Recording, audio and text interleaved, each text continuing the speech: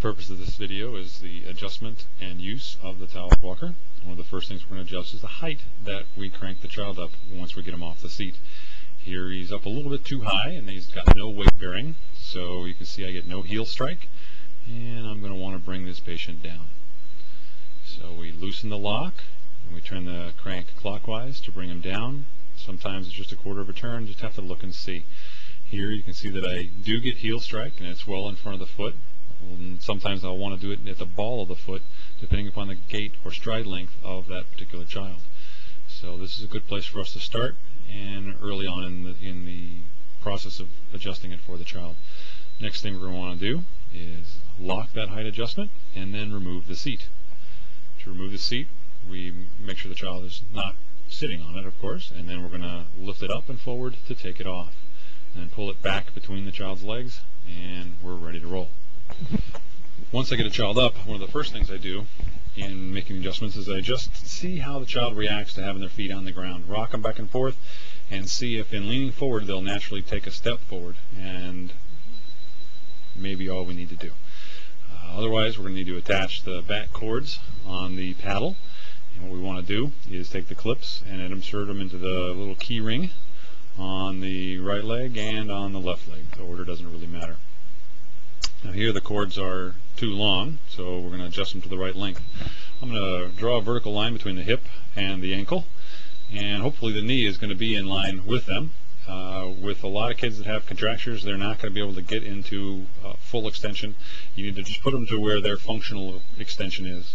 Lift the knob forward in the clip, slide the cord, and then set it. It's like a cord on a bottom of a jacket in the adjustment. So just adjust the left side and right side so that you feel they're the same.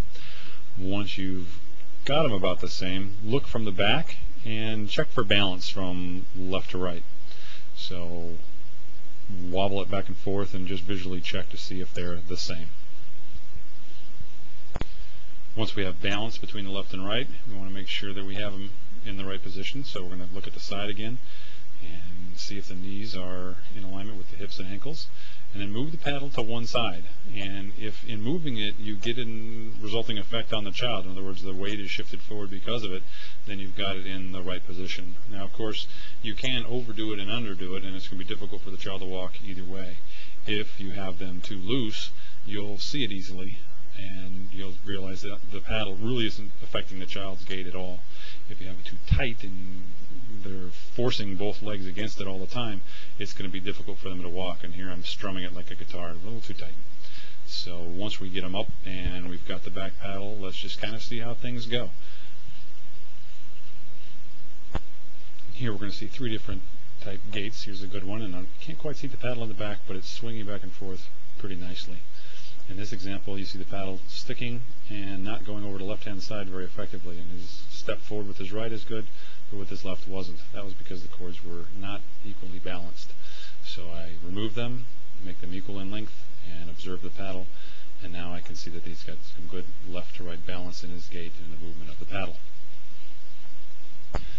What we'd like to have is to have this walker be as least restrictive as possible for the children. So if they need a lot of control in the back cords, we'll give them more control. If they need less, we'll make it less. And we might not even need the front cords at all.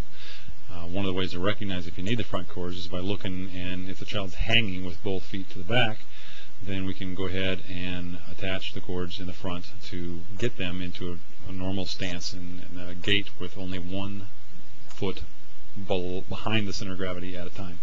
So here we're looking for alignment, and I can see that the feet are too far forward, kind of tweaking his knees a little bit. So we'll loosen this up, and he's got a slightly flexed knee and good positioning with some loose cords. You can see a little slack in the cord as it goes to the front.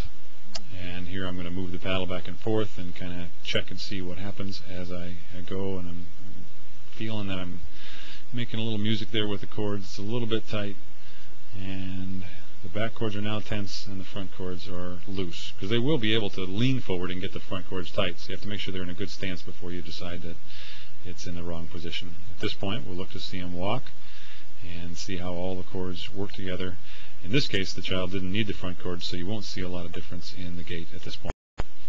Once we have the cords properly adjusted, sometimes the children need a little bit of help in getting going into their gait. And one of the ways that we have of doing it is what I call a push start. Just a slight amount of force at the top of the walker to help initiate that, and sometimes to control their direction as they go so they don't move from left to right.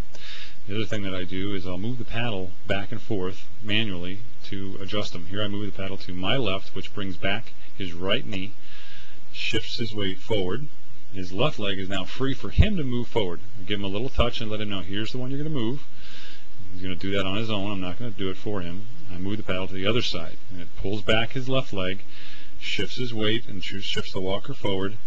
And now his right leg is free to move forward with the cord, so he can move that forward as far as he can go. Not very far that time, but I'm going to be able to control him and help him by timing his legs and giving him the sequence of events.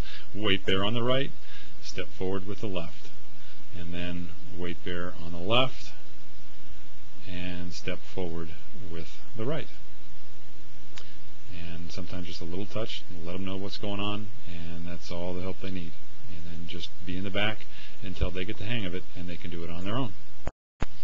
This allows the parent to be the therapist for the child, and also the therapist to have their hands free so that they can focus on other things when performing physical therapy in the clinic.